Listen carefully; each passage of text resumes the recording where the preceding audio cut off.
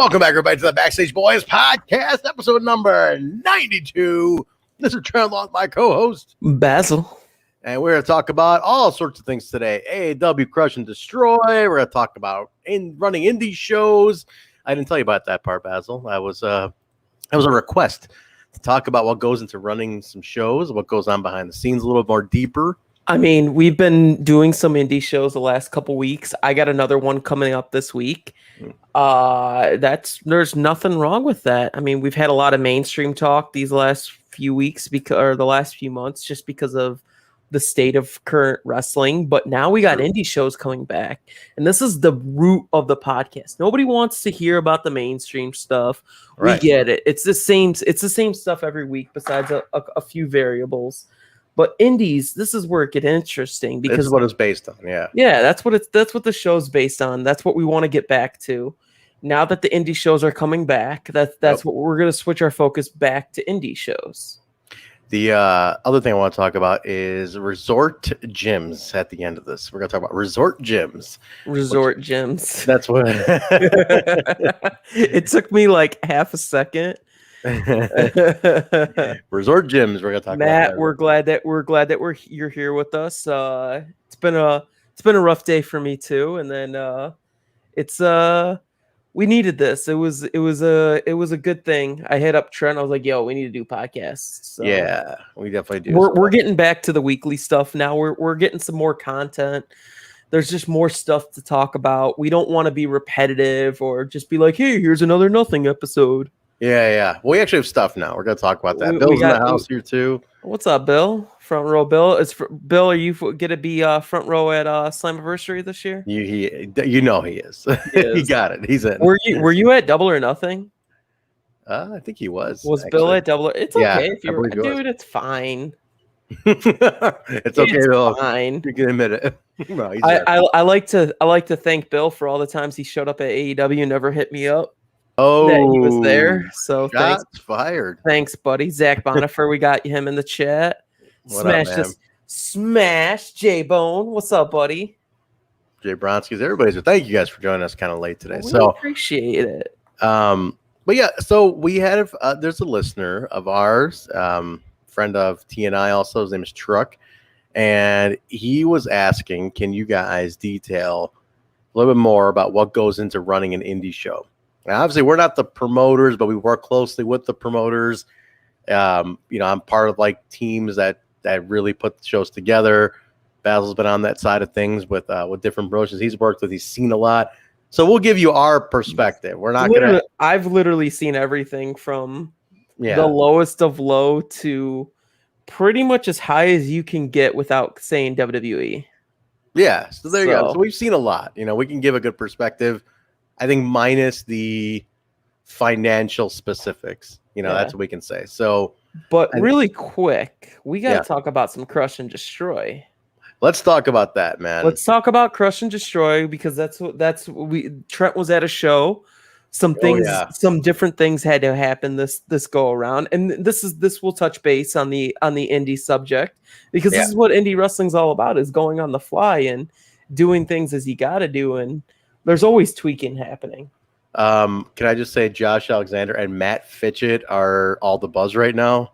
That's because like the show of the year. Like they're saying it's the match of like the years thus far. It's insane. Yeah, it's Josh Alexander and Matt Fitchett. Matt Fitchett's solo breakout has been like nothing short of amazing at this point.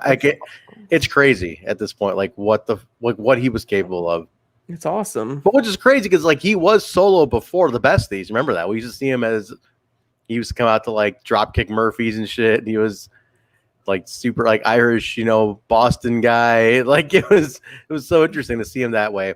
Were you at the show where Fitchett was fighting Elgin and he went for like a shooting star, but he like didn't get any distance out and he like nearly like, snapped his neck? I was there. God. Early days AAW. But man, it was such a good show. So much content curation on this show because we have to get to United We Stand, which is the summertime extravaganza. It's just so much like we were down a camera. Rob was not there, so we were down one vital person.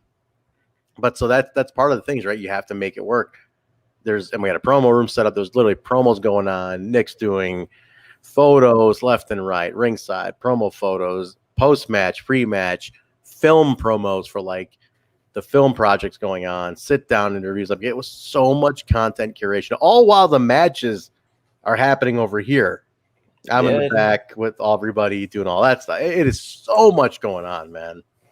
But a lot of pieces to the puzzle. Yes, but nice full house. It was nice to have a full house again. I was so happy to see a nice full Bourbon Street, all seats taken, standing room only. It was just like, it felt so good, man. It felt so good to hear the chanting, hey, by a full house, man.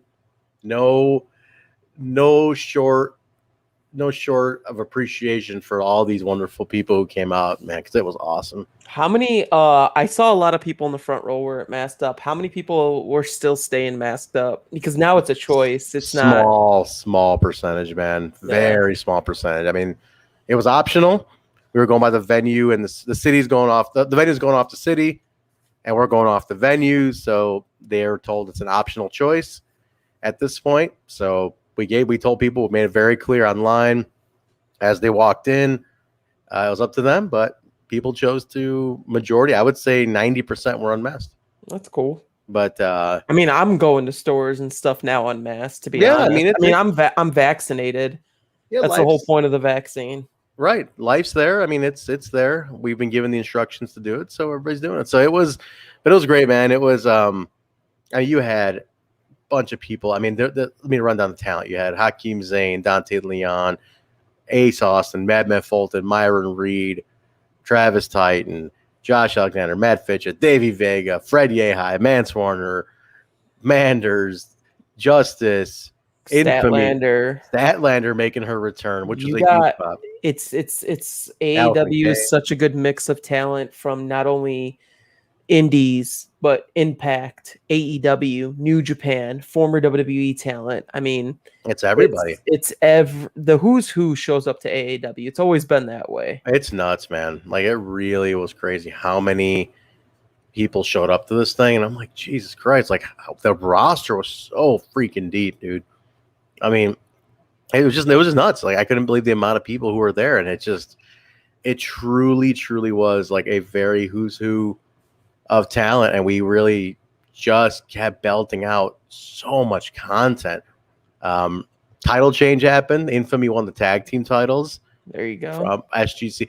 Which, now I'm a trivia nerd. I'm like a history nerd. I love. Oh, I know where you're going with this. Yeah, I love stuff like this. And now the cool fact is, Infamy is Joe Asa and Dion Roosman, who were trained at Black and Brave.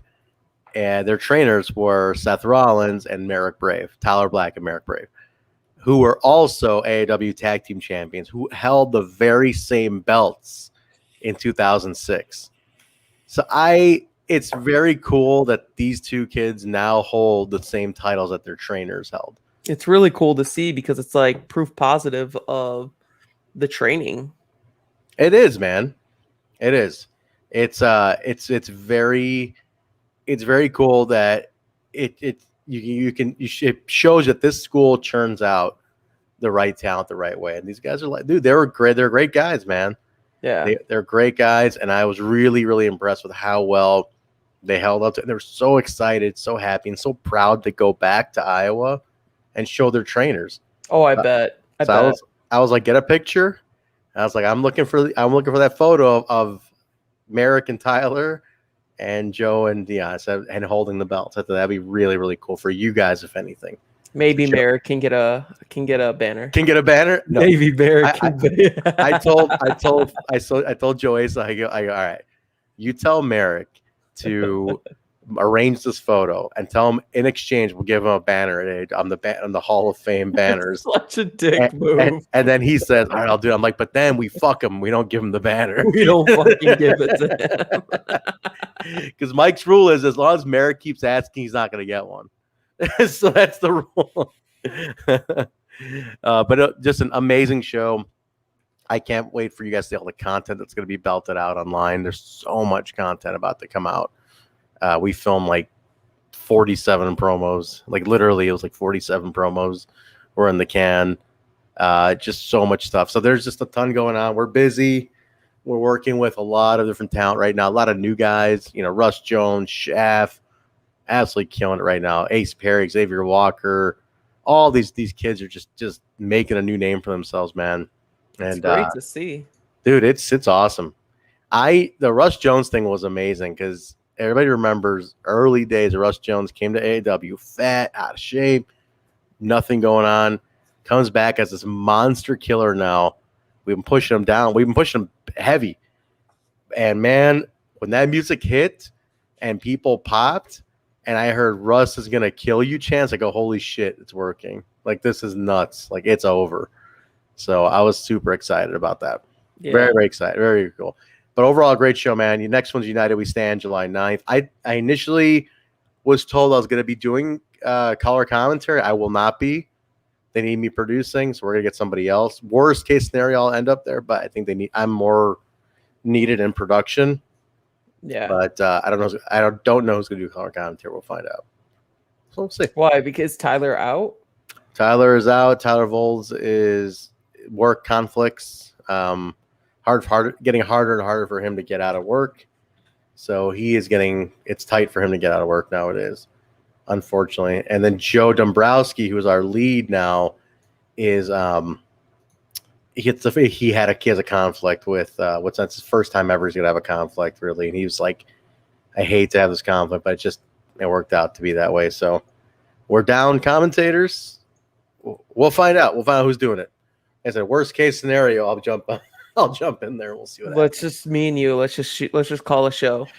Welcome everybody to the Backstage Boys calling. Why are they doing this? This is stupid. Why are they doing their shit? Everybody's stupid. Everybody's an idiot. That didn't even look like it hurt. Jesus Christ! just like poking holes in everything. Oh my god. But no, overall, man, immediately done. Out. Second match. Out. Once again, what's up, everybody in the chat? Bill, everybody in there, Matt, Zach Bonifer, J Bone, live chat. Thanks, guys, for all the good feedback there. If you guys are watching, give it a like on YouTube, and if you're on Twitch, give us a like. Give us a like and a follow and a sub. Do all that good stuff. All that stuff on Twitch. We're not in it for the money. Yeah, we are. We're 100% in for the money. We came here for a lot of money. I'm here for all the tens of dollars. The tens of dollars and pennies that goes into this. But no, overall, man, very exciting. If you guys missed it, the replay is on Fight TV right now. But I'll tell you what, in the next coming weeks, the Josh Alexander Matt Fitchett match is going to be making its rounds on the news and review sites because apparently that was the sleeper breakout. And it's getting into the hands of some very prominent wrestling journalism folks. So I guess there's reviews coming up. We'll see. So I highly recommend everybody check that match out because you're gonna want to see what happened. But man, that's Crush and Destroy. Which did I tell you I found the origin of the name? Because like Crush and Destroy. Yeah. Search and Destroy. No. Because I asked I'm like, where the hell did Crush and Destroy come from? Because Crush is such a random name. Yeah, so I asked Danny. He's like, well, Hakim said it in his promo that it's in the opening video for AAW. He's like, we're here to crush and destroy. I'm like, oh shit, that's where it's from. I didn't even know. I was like, oh man, you got a promo from Hakim and made it the name. Yeah, there you go. Does he get cuts? Does he get royalties? No. Wrestling. He does get his title shot, his rematch for the Heritage Belt next month. Ooh. He was not his jovial self. He was not the usual hockey. I think we need Karam to bring out that anger in him again. I need the Karam back to bring out the anger in him again. Dude, Karam has been training like a madman. Dude, already doing leg presses on a surgically repaired. I saw that he did two plates. He did 2 plates on each leg. Dude. So that's 90 plus another 50 plus another 90, 180. So about 230. It's not bad for a repaired fucking knee. 10 weeks post op. Jesus, dude, that guy's nuts. He told me He's like, my goal is to be back by September 2nd, Logan Square Show. Jesus Christ. I'm like, that's in bananas. But I'm like, dude, he's young, you know, he's 26. I just don't want him to go overboard. Like, don't rush it, because I don't want you to rush it just because you want to make it back for that show. And then you know, you're not healed fully and shit. So I told him, I'm like, yo, man, you come to the show anyway. I mean, come to the show anyway. I mean, if you can't like get in there, have a match. Agreed. Yeah, you look great. So like, let's just get you in there. At least coming out there and just managing him, not wrestling, like slowly work his way back in there. Yeah.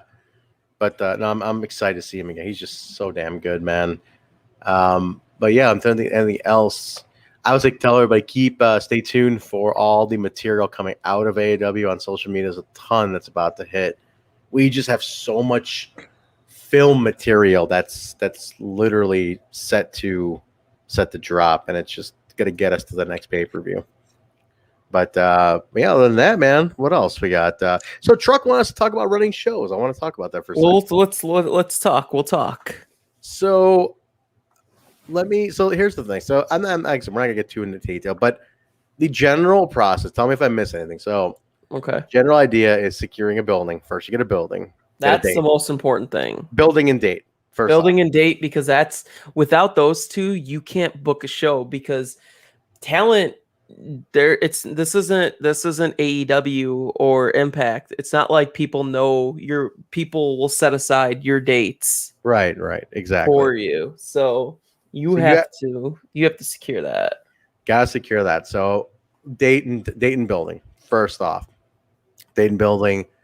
Once you have that, the next step is obviously insurance. You gotta have insurance for the company, but date and building. And then you got to start your talent, man, because now you have a date. Now it comes down to how do you fit talent into this date, because you're going to contact people who have taken bookings elsewhere at this point. So now you're like, okay, Josh Alexander, are you available on August 13th? He's like, well, no, I'm booked. So-and-so, are you booked? Myron Reed, are you available? No, I'm booked. It's like, you have to be very, very careful. Because it's a lot of planning, because there's some people have plane tickets that you have to, and travel and coordinating that alone. That's a lot in itself, because there'll be a lot of times, and we'll book flight for someone, they don't get on that flight, that money's gone. Leo Rush just happened to us. We lost $300. We purely lost it. I mean, he's injured. Remember those Fatu ones? Fuck that, dude. Oh my god. 2 flights? 2 flights. That was when we were all freaking out that day too. Jesus Christ. What did we end up doing that? Oh, that's that we put we shifted that was for the Windy City Classic, wasn't it? He was supposed to win the JLMT. That's right, he was. He was supposed to win the Jim Lynam, and that was supposed to be like the start of his push. No, that wasn't it. He was gonna have the title match at the Classic. No, he was going to have the title match at the Classic, but he was supposed to win the JLMT. Jesus Christ. And then, so he didn't show up to the JLMT, and then he got another chance at the Classic against Alexander. And then that's when Alexander fought against Mance, because Mance was doing that one gimmick. Good Brother number 3. Good Brother number 3. And he was supposed to, and so it was somebody who hasn't wrestled, who was in the locker room, and technically Mance Warner didn't wrestle, but he wrestled as Good Brother number 3 earlier that night. Right. So had a killer match, and then that's when he won the title. He won the title. He's been champion for ever since a year and a half already. Yeah.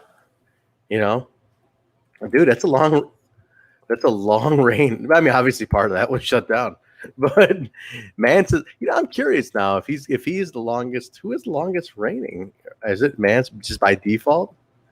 I see. The thing is, like, when the history books are written, Basil. I know, but dude, I hate everybody talking about how long their title. Like, that is the most infuriating thing to me right now in the Indies. Like, I can't wait for all these current champions to lose their titles, because all these 1,000-day reigns. I'm like, bitch, half of that was in quarantine. Are people saying that? Are they using it? Oh, so many people are. Are they?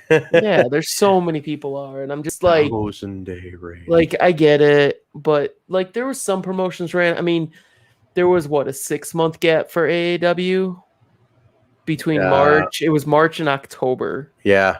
I mean, So 7 months. 7 months. Now, looking at this, everybody should subtract 6 months from everybody's title reigns, except GCW, because they wrestled throughout that whole shit. Mance is at 534 days. So subtract 7 months from that. 6. Fine. We'll give him 6. We'll give him 6. But you know what I mean? Like, it's I hate I just it bothers me because the title wasn't defended during this time. Matt Spain knows. Yo, he showed up. He faced Casey Navarro last weekend. Gave Casey a nice shiner though. Where at? Oh, fucking hell. I don't. I'm surprised he showed up. I'll be honest. I was really shocked. How many days is 6 months? Let me see. I really want to calculate this now. It's 180. Oh yeah, 100. Duh. So Mance is at 534. Okay, I'm telling you, I'm getting to something here. So 534 minus 180 is 354. The next longest title reign after Mance, even if you take that out, is Silas at 469. So another 100 days. If he holds it for 100 days, and you know me, I love Mance. Mm-hmm. I love Mance. Don't get me wrong, but I will say this to anybody's title reign on the Indies during, like, there should be a 6-month gap where we just erase it from everybody's days as reign. But if Mance holds it on for another 130 days, I'll consider it. I'll consider it legit. Come on, big dog. I got that record. And it's not a slight at Mance. It's a slight at anybody who's been. It's a slight at anybody who's been a champion. That's crazy. Did Hakim? I wonder if Hakim got the heritage, like by default too. Oh yeah, he might have. 462, which makes him. Ooh, he beat Elgins at 406. We'll count that one. no, but in all honesty, we can't. It's so hard to compare because we were like AAW was running every month, sometimes twice a month during some of these reigns. So true. It's just like that's the only reason why is because if you weren't defending the title, you weren't able to. I understand we were in a pandemic, but like. If anybody goes, I've held on to this belt for 500, it's like 500 days.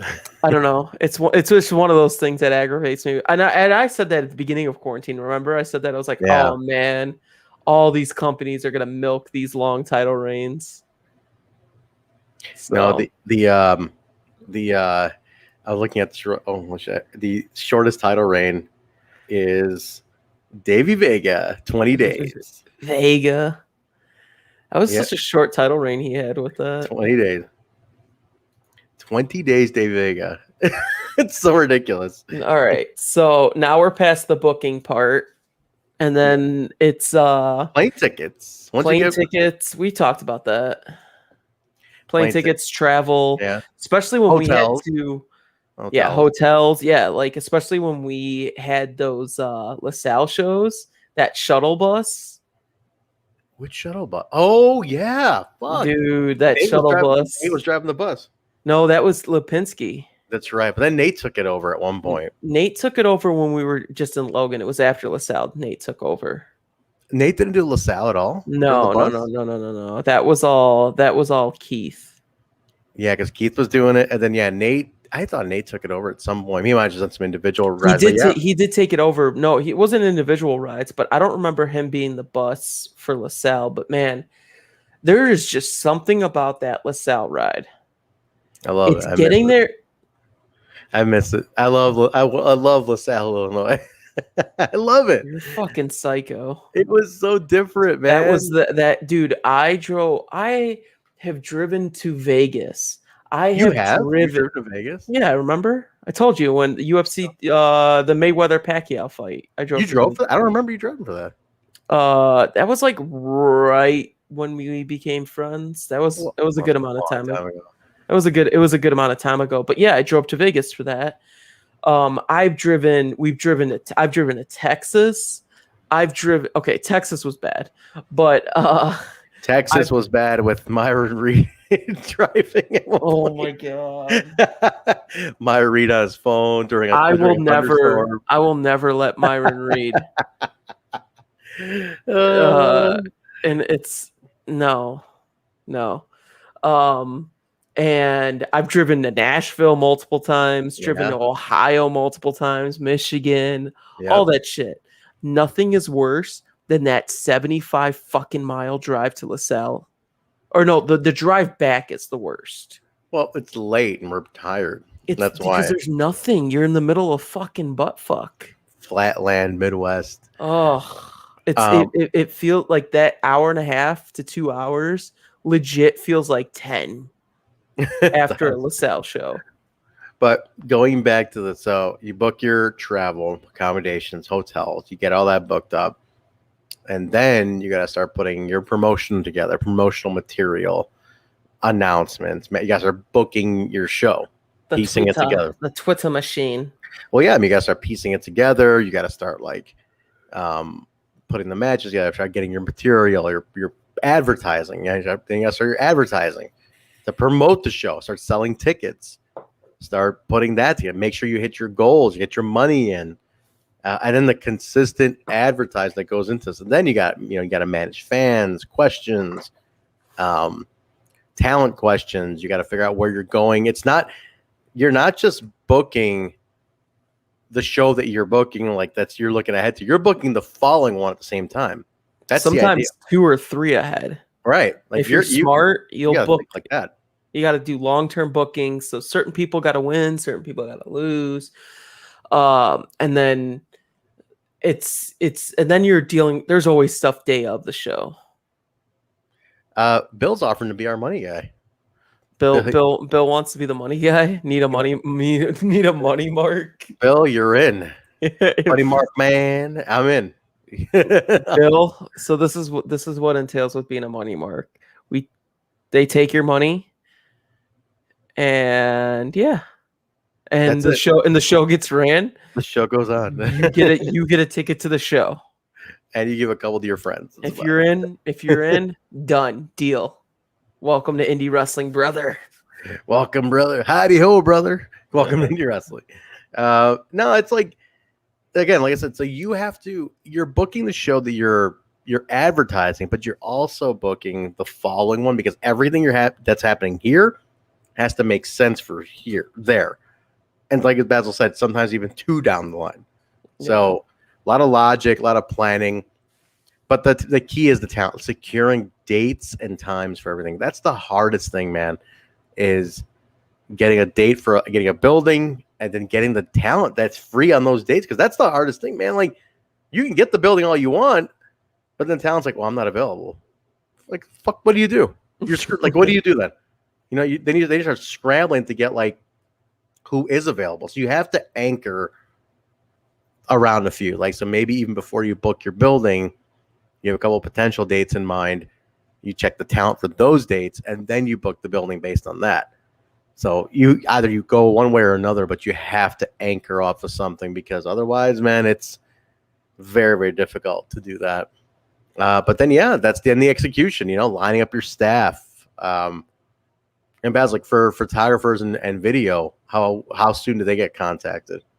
Well, it really depends on what promotion you work with. Like, honestly, for AAW, for a solid 2 years, it was just you guys just knew I was showing up. Like there was never like, hey, am I booked for this? Am I booked? No. And it's one of those things, like certain people you have to have trust in, and that trust takes time. Like now you guys know that Nick will be at the show. Like, Yes. unless he says something, you guys know Nick will be at the show. Right. Like it's a given. Like, It's a all given. built Like, in, like yeah. there's certain things that are a given. You know Merle's going to be there. Obviously, you hit up Merle because you need to rent a ring. Yeah. But We forgot the ring. You gotta make sure you gotta secure your ring too. You got to secure a ring. You either got to own one or you got to rent one. Luckily, in Chicago, we have probably the best ring service crew on the Indies, to be honest. Yeah. The Merle crew is like the best. It's the absolute best. It is like they run like simultaneous crews of rings, and they're there, man. They got the Midwest on lockdown, man. Bro, I love our ring crew so much. Midwest ring crew. When awesome. They came down to AEW, dude, I made sure I went out of my way to go see them. Oh, they did the ring for AEW? No. No. Who did the ring? They came down to a show. They came down to a show. Oh, the whole crew? Yeah. That'd be funny if it was like the Merle crew at AEW. Who's Kalon? Kyle. Oh, just sounds. Yeah, he's not doing anything with a fucking show. Nope. No, and we're not TNA. We're not talking about podcasts or anything like this. Matt's asking, has the champion ever double booked themselves? Yes. Oh yes, 100%. All the time. It happens because the thing is, if someone's a champion on our show, they're most likely a champion somewhere else. Yeah. So it's like, I mean, not Mance. I don't think Mance has ever double booked himself. No. He's good about that, but I mean, he prioritizes based on a lot of the good ones will prioritize the year. But when Josh Alexander was AAW champion, he was also Impact Tag Team champion, and the Impact priorities always come first. And that's like when you have a contracted mainstream wrestler who's working on the indies, the only time you won't get heat is if like, oh, hey, Impact or AEW or whatever, or New Japan needs me. It's like, yeah, we get that. That's cool. Like shit like that will happen. That's part of their deal. Like the TV is the priority. That gets precedent. That's happened. Like, we've had guys pull out. Like even coming up for Slammiversary, we got a couple Impact guys we can't use. Yeah, because you guys have a show the same weekend, right? Oh, it's a week before actually, but you know they have prep time. They got to make press. They just don't have they can't have. You can't risk injury. Can't risk injury. Yeah, a lot of these guys won't. It's happened because that's happened, and guys got injured. Speaking of injury, what's my my Decker veins tendonitis. It's called. I've had it on this hand in 2013. It's so fucking painful. It's the tunnel right here off your thumb. It's computer like a thing. So really quick for anybody who's listening, I noticed Trent right when he said injuries held up his left, right hand. Oh no, it's your left. Okay, yeah. See, we're mirrored. I'm opposite on mine. Yeah. He held up his left hand and I saw a little splint on there. It's very, very painful. I had it on this hand. I didn't do any therapy. It killed me for months. I went to a doctor. And he wanted to cut right away, and I was like, "Fuck, man, can we avoid like surgery?" I went to my doctor, and she's like, "Hey, why don't we get you into Athletico, like physical therapy for like a couple sessions?" One session, and they fixed it, and I was like, "Shit, really?" So like, it fixed it, never came back, thank God. Now the left hand has it, and many years later now, and it's like killing me. So the thing is to isolate the thumb. You have to just kind of keep it stable. I use it so much. Then when I get home, I put it on. But I'm gonna go see my doctor in like a month and see if she can refer me back to Athletico. Like it's just been like several months of this already, and it just kills me. So I don't wish on anybody, but I want to avoid surgery. I would rather not have surgery, and you can naturally heal this. Yeah, I don't blame you. Because I want this fucking doctor, some fancy doctor on like Michigan Avenue, Chicago, immediately. Well, Bill right here. Too much looking at your Tracy Brooks poster. Hey, wait, the wise guy. He knows though. Amazing, Bill. But Bob Rosen is the AEW ring guy. He's right. I wish I had a Tracy Brooks poster right there. You're so stupid. I love Tracy Brooks. He's my number one. It's just more awkward because she's Frankie's wife. And I'm like, geez. Hey Frank, what's up, man? I lust after your wife. After working with Frankie, I can never be disrespectful like that to his wife, dude. Frankie Kazarian's like such an OG. I love him. He's awesome, dude. He's one Frank's of the best. Awesome. He's a cool dude. Really, really cool guy. But yeah, I mean, then execution of the indie show, pulling it off. I mean, you can plan all that, but if you don't pull it off right, I mean, managing crowds, getting your crew in place, capturing content, making sure everybody's accounted for, comfortable, knows their way, knows their place, knows what's going on in their match, specifics, details, lighting guy, sound guy, venue person, ring crew, getting the cameras set up. Cameras, if you're broadcasting on paper, the internet and indie buildings is such a crapshoot. Like, dude, I remember we couldn't stream live at LaSalle anymore. Man, dude, it couldn't. We were gonna run our own T1 line into there at that point. We got to a point where we're like, fuck, man, we got to run our own line to this if we're gonna do it. But never got to that. But it's a lot of moving parts, and the key is you're only as good as your crew. You have to assemble a good crew. You cannot have a shitty crew. You can't have some basic ass crew who doesn't know what they're doing, who's only there to get themselves over, get over with the boys. Like, you need a crew who knows how to do this shit and who works together. Every promotion, I'm sure you've seen it, Basil, has had shitty people. Like, a couple shitty people have spoiled the bunch. They ruin the synergy, man. You get a couple of shitty people in a crew. You get someone who's in a bad mood, man. That shit spreads like wildfire. Yeah, wrangling the Rizettes. It's true. You need someone to do that too. Matt, we are done at the Gali Arena right now. If so, thank you. Done. That building's horrible for wrestling. Dude, the lighting in that building, like, I hate, like, somebody was like, hey, can you, like, I worked the freelance show, and I was like, they ran there? Yeah, they ran one time, and I go, I'm shooting everything in black. I'm like, I'm editing everything in black and white. This is fucking, oh, dude, it was I had to use a flash, and you know me, I hate using flash. Yeah. Oh, it's just, ugh. I can't do what I do with flash. Let me show you what we did. Because the building is terrible for lighting. Oh, I know the building is terrible. I saw what you guys did. Well, check this out. I want to show you something we did. Okay. And this is something that helped our photos too. Let me see if I can find it. Yeah. Oh, see if I can find it here. I'm gonna look on Twitter real quick. I think this is it. I'm gonna show you guys because the lights were awful, but we did something to kind of help it. Let me pull this picture up here. Let me share my screen. Because, I mean, we try to brighten things up and do whatever we could. So that's when SGC won the titles. So you see the blue ambient light. So what we did is we took those lights.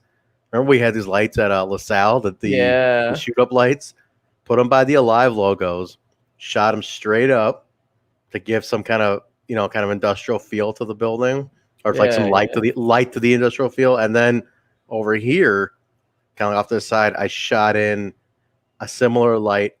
I had one of my guys hang it off one of these poles and shoot it to this wall. Along with this wall had another light shield. So we blued out the entire dome. So it looked so much better on the last set of tapings.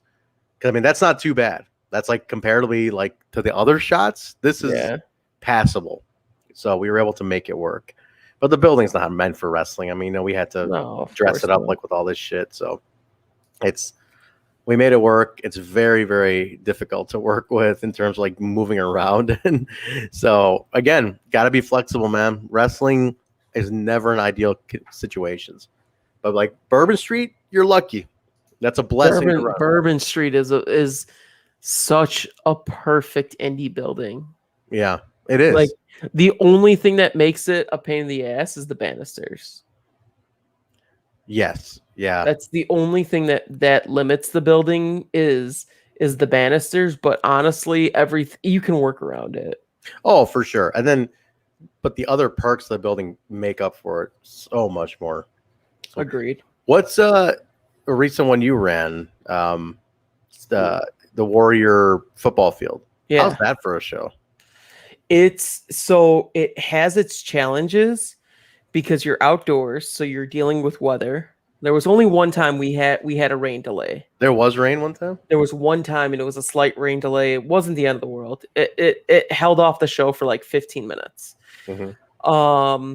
The lighting in there is kind of weird because it's football lights for a stadium, and there's a lot of flickering going on because you're shooting upwards. You have to shoot like you're kind of shooting straight on upwards.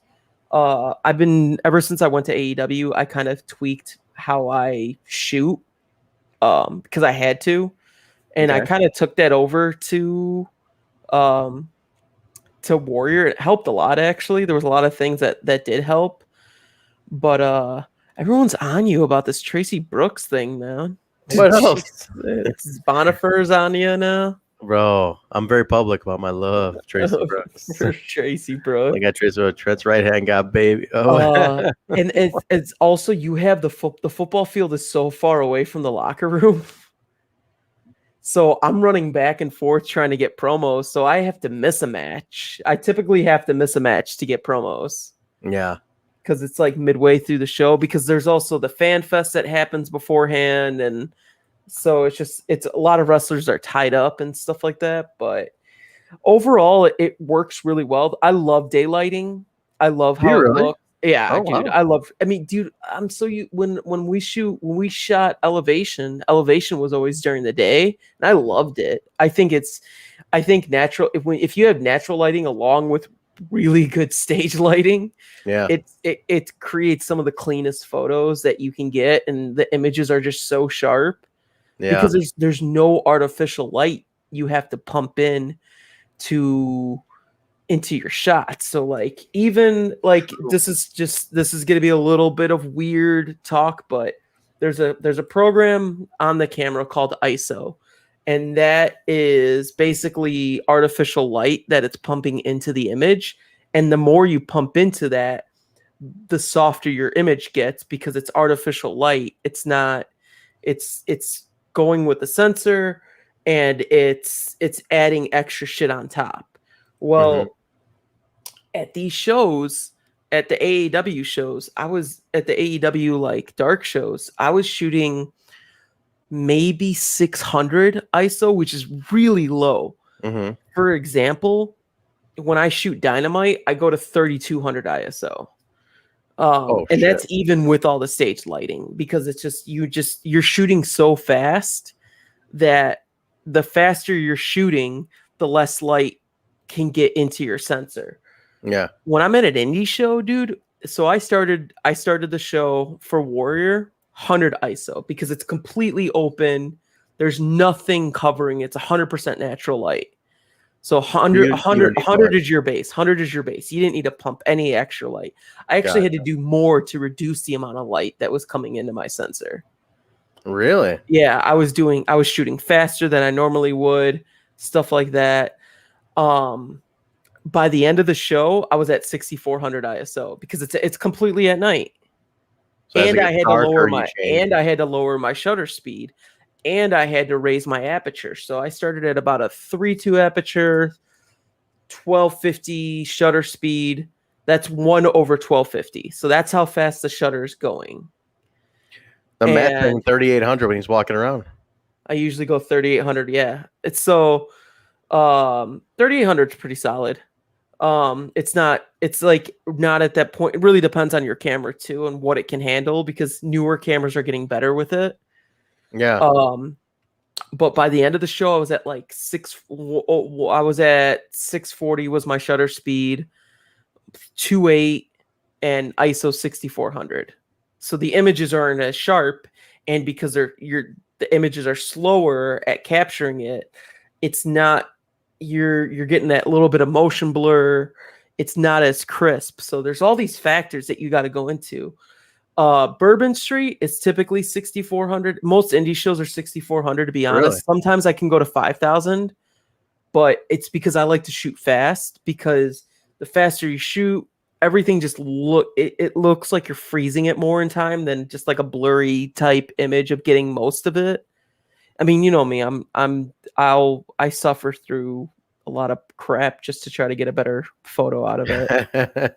So now looking at, like, let's say Nick's pictures, can you tell what he's shooting ISO? Is he here, let me look. I can't tell. Like, he's using the same camera as you now too. No, he's not. He's using he's using the same brand. Same brand. I mean, yeah. So I mean, like, Alpha. Yeah. Let's not go there. Camera guy. Let me look at his stuff. So if he's shooting at I mean, the thing is, he's also on a crop sensor. So you got to remember. That? So okay, so there's three main formats. Full frame is like your standard. That's what you multiply all your lens's focal lengths at 1. When you go down to a crop sensor on a Sony, I know other camera brands might be different, but on a Sony, you're at a 1.4 size. So you have to multiply all of your ranges on your zoom. So if like I had an 18, if I have a 24 to 70 millimeter lens and I put that on a crop sensor, it's not going to give me the same look that it would be on my camera. So that punch-in, it will start at 1.4. So it'll actually be a 20. That 24 millimeter will actually be closer to like a 36 millimeter when you start, and end at probably like a 98 millimeter, because you got to multiply whatever millimeter focal length that you're at times 1.4.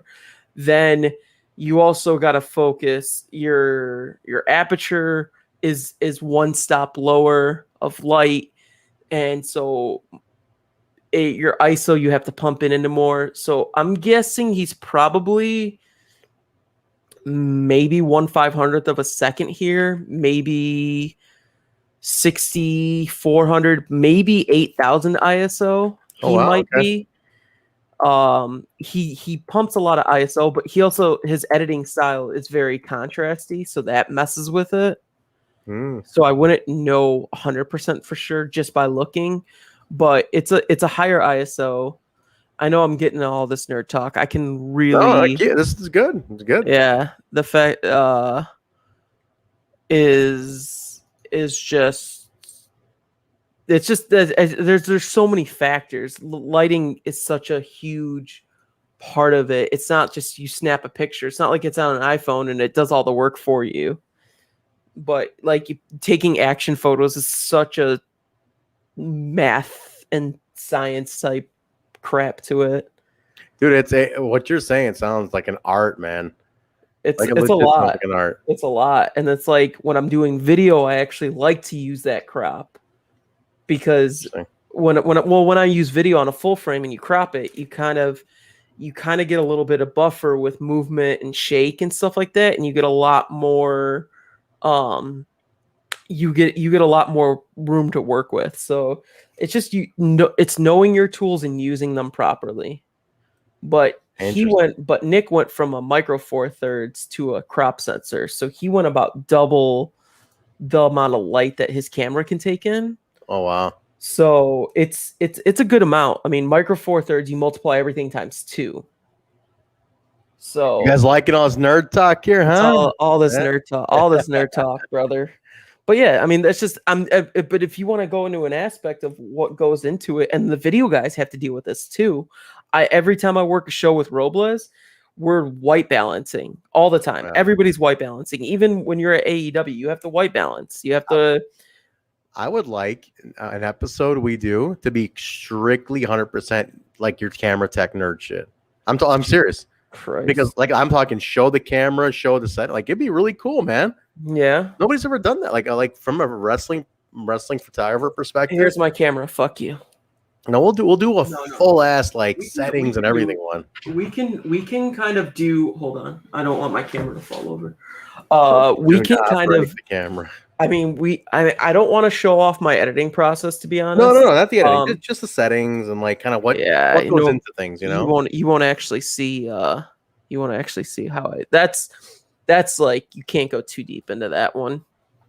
Or if I do, I'll show like basics of it. But I mean, you've seen it firsthand when you were at Bound for Glory. You were like seeing what I was doing because you never really. I mean, you've seen it a couple times. I think at Homecoming you did, and then, but Bound for Glory, you saw the majority of it. You saw how I was going through photos and. Dude, it was a art. It was an art. Yeah, like, for real. It's a lot. I mean, you have to, and I take that everywhere. So it's more so an art. It's so much to work. It's like so much shit to count for. I'm like, Jesus Christ, how much do you have to like factor in? Everything, dude. There's so much to factor in. There's literally everything to factor in. That's crazy, man. It's a lot of work. But yeah, that's another part of the indie shows, guys, is the media. That's so one of the biggest faults of indies today, and Bill's in the chat, he knows, he goes to a lot of indies, how few capture material, media. You won't believe how few capture promos, capture video content, promo videos for the next show, bumpers, commercials, sit downs. The big companies do it. When the companies with a big mentality do it. But the average indie is like, show. That's it. Just do the show. It's like, dude, are you fucking nuts? You have paid for all this talent to come here. You get everything you can get out of them at that point. Promos, bumpers, photos, stock photos, whatever. It's a full media blitz. The amount of shit you like AAW decompresses from a show is nuts. And you want that, though. You need it. Fresh promo pics for the next poster, everything. So that's a big part of it. So that's the high level overview of an indie show. But let's, Basil, on the stretch to end it, let's talk about resort gyms. Let's talk about resort gyms now. Oh, okay. So Basil hits me up and he's like, bro, I just joined a gym. I'm like, good, man. Hell yeah. You know, we used to go to Planet Fitness together. And when we moved back to the burbs, you know, we couldn't go together. But apparently you kept the fucking membership this whole time. It's hilarious. I was like, you were paying for this? Like, I'm actually at least going. I didn't go during the pandemic, but I've been going back now. Well, like, you weren't even going. We bought the black card version, which is like the premium, like $25, which is not a lot, but chump change. but compared to Planet Fitness's normal $10 rate, it's double the $10 rate. But it comes with massage chairs. It was the hydro massage. Oh, dude, I did use it during when they opened up and they restarted my fee. I started going a little bit, but I hate Planet Fitness so fucking much. Really? I hate it. I do like that. It's a non. I love the approach. I can't hook up my Apple Watch. Oh, they got it now. They got it now. They upgraded. I don't want to go back, bro. You know what they did at Planet Fitness? This is one of the best features I've seen on gym. On the app, they have a crowd meter. Yeah. That's brilliant. I was like, that is so brilliant, having a crowd meter. But either way, the hydro massage is dope.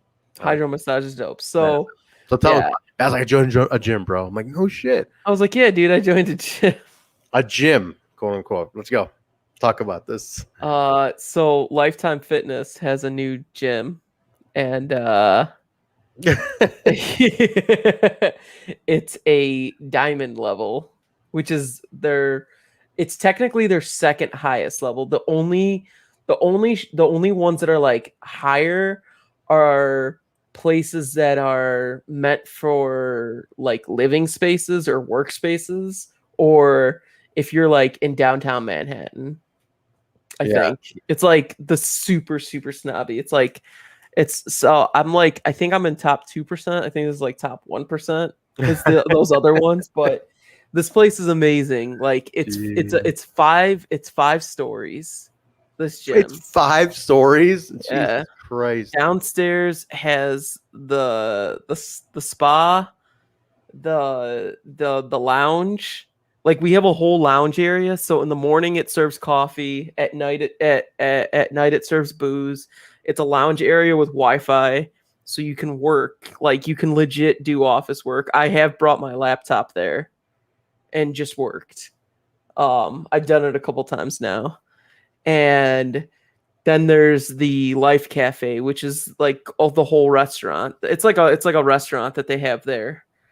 And then second story has some like has some classes, some class buildings, some like offices, some therapy stuff. Third level is the gym itself, I believe. Or is that the fourth level? That's the third level, is the gym itself. So the gym itself is huge, like weights for days, treadmills for days. They have the freestyle machine with kickboxing, boxing. They have full kettlebells, 4 racks of weights, of full weights. It's like top-notch equipment. Everything is super clean because it's brand new. Then the pool itself has is going to be him at the gym hotel. You can call it Lifetime. I'm going to open Speedy's photos on Instagram, and it's going to be him at the gym and Lifetime at the hotel. Does Speedy do this too? No, resort gyms. No, but I'll if when Speedy comes for Chicago, I'll take him with. I told Julian I was going to take him. Oh, I told Julian, depending on when he flies in, and because I can't take guests on the weekends. Ethan Page played by Julian. Ethan Page, yeah, they don't allow guests on the weekends, which is fantastic. It's the best part. It's the best part of the gym is that there's no guests allowed on the weekends because the gym is already packed on the weekends. Yeah.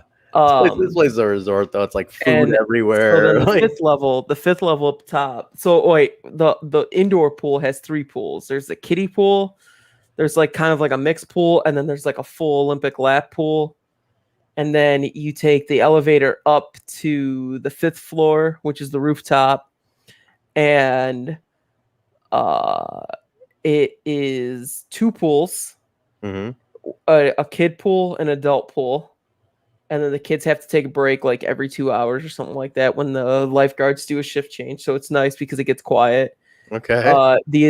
And then there's a full-on bar and patio. So, and then on Fridays and Saturdays there's a DJ. And so we're drinking alcohol poolside. Like they serve alcohol here. Tell me you go to a gym without telling me you go to a gym. Yeah. And so yesterday I sit down. I was like, it was pretty packed. It's Sunday. Sundays are typically packed there. And so I asked the guy. I asked this couple. I was like, "Hey, is there anybody sitting here?" And he goes, "Yeah, you are." I was like, "All right, thank you, sir." Sitting down, just trying to be respectful. And he goes, "What do you want to drink?" And I go, "What?" He goes, "I'm buying you a drink. What do you want to drink?" And I was like, I'll take a High Noon. High Noon is just a vodka. It's just a vodka soda mix. Okay. And that they serve there. It's like not White Claws. They actually taste really good. It's not seltzer water. It's club soda, so it tastes a little better. But so it's about 20 minutes that gone by, and this dude's like, "Did they get you your drink yet?" And I was like, "No." And he goes, "This is not right. I'm gonna do something about it." I was like, and this guy's like, it's like full on Italian. Like, I'm sure he's a fucking mob boss somewhere. Jesus Christ. And I was like, damn, he's about to put a hit on someone for a fucking drink. And so brought me back my drink, but it's nice. It's full on tanning. You can drink in the pool. It doesn't matter. People are ordering nachos poolside or watermelon or whatever, but drinks are flowing all day there. What a fucking this is a fucking gym. What is this? Not 2 hours out of the pool. It's every 2 hours they have to get out of the pool for 10 minutes for a shift change. Jesus Christ. But yeah, dude, this place is amazing. They're like fucking feeding you grapes while you're eating. Hold on. Should I let me see if I still think I don't I still think I have the photo on my my little photo up here.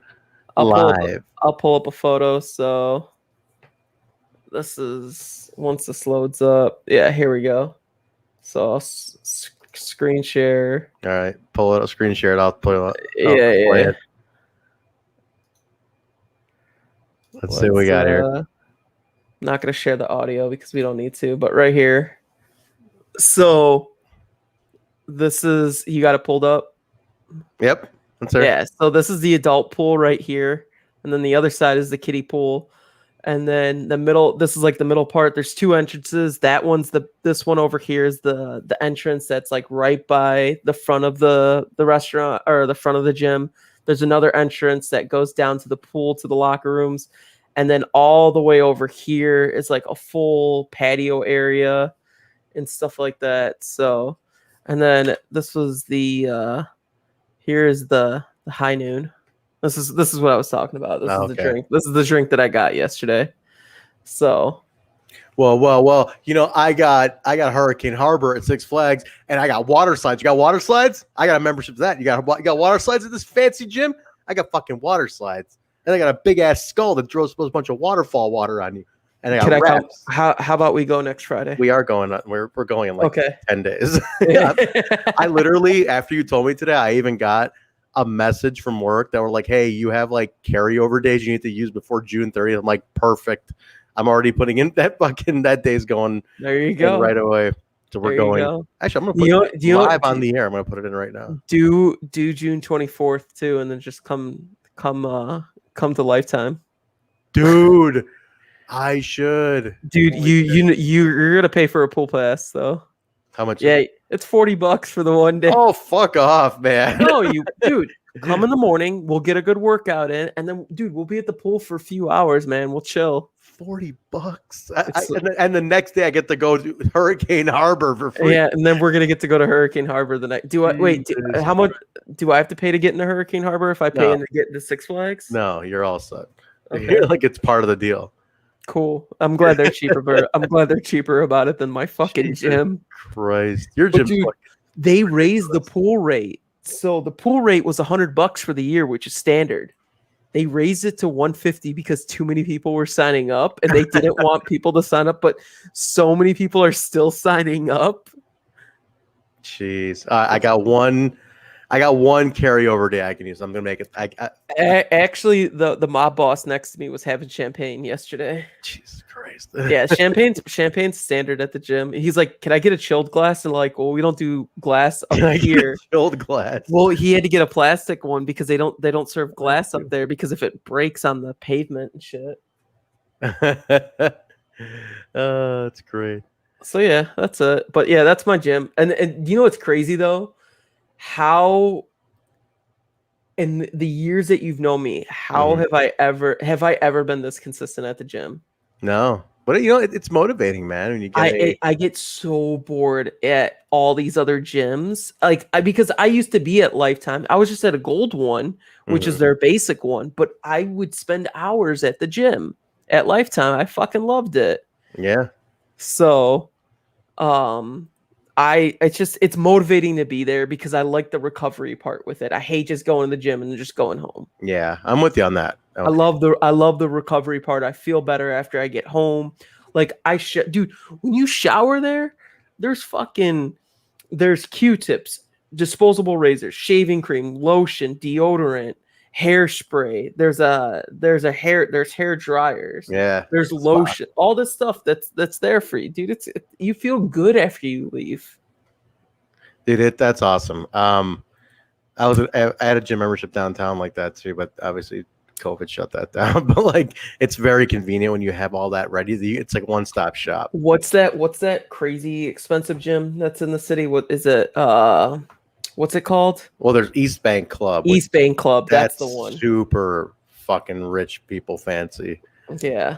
But like East Bank Club's real nice. But yeah, I had friends who used to work out at East Bank. That's a nice place. It's really pretty. But it's right on the river and shit.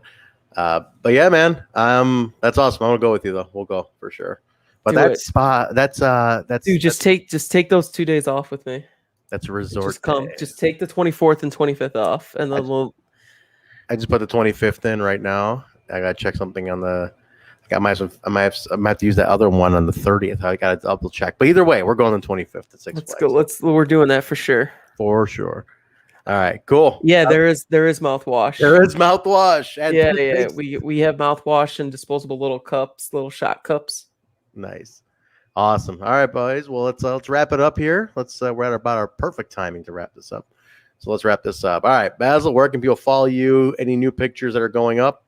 Oh, actually, well, first, what's your schedule? What do you got coming up too? I got Freelance Underground this Saturday. This Saturday, okay. This Saturday, yeah. What's I got the main Freelance Underground. Anything to hook on the Calvin Takeman versus GPA for the Freelance Underground Championship. Oh, Championship. Takeman's coming back. We just had him. He's good. Yeah. And then Billy Starks versus Laney Luck for the Underground Championship. So Laney Luck is engaged to GPA, correct? Correct. Yeah, they did that really cool engagement where the GPA set up in the middle of the ring while they were training. It tripped me out though, because like he sets it up and she starts swearing. Well, because she didn't know she was being recorded. Like that's as candid. That's as candid as you can get. But when you're in the middle, get the fuck out of here! I was like, this is your engagement. Well, because you're in the middle of wrestling, you're in that mindset. I know, but like, and you're going for a kip up or whatever, and then you turn around, and you're like, "Are you fucking kidding me right now?" It was funny. It was just. Yeah. I was like, your engagement will forever be aligned with the term "get the fuck out of here, bro." Get the fuck. Yeah. Like literally calling your future husband bro too. Get the fuck out of here, bro. All right, so that's the main. Good main actually. Tankman's pretty good. Is this their first show back? Freelance Underground, yeah, since the no. Well, technically they had one show that I did a few months back. Oh yeah. Golly, is that them? Yeah. Okay. Got it. Cool. All right, then where can people find your photos and everything? You can find my photos at basilmahmood.com. Yeah, and then this week, like I said, the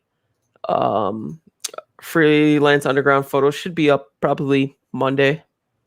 Nice. So cool. You guys, you can get me Transberry on Twitter. That's where that's all my stuff. I retweet all the stuff I'm involved in. So all my other projects, you'll just see them on my timeline. AAW Bro, United We Stand. Tickets go on sale Wednesday. And that is July 9th. Bourbon Street. Full capacity. We're open. It's going to be a huge show. I mean, this is big shit happening. Already announced Hakim, Zane, Myron Reed for the Heritage. Statlander, Allysin K for the Women's. That's two of very many that are about to be announced. AAW Live every Saturday on Twitch at twitch.tv/AAW Pro. Check that out. We have a new episode airing this Saturday as well. So get that. Also, I'm on the Total Nonstop Impact podcast doing Impact Wrestling stuff every Tuesday and Thursday. Twitch and YouTube for that as well.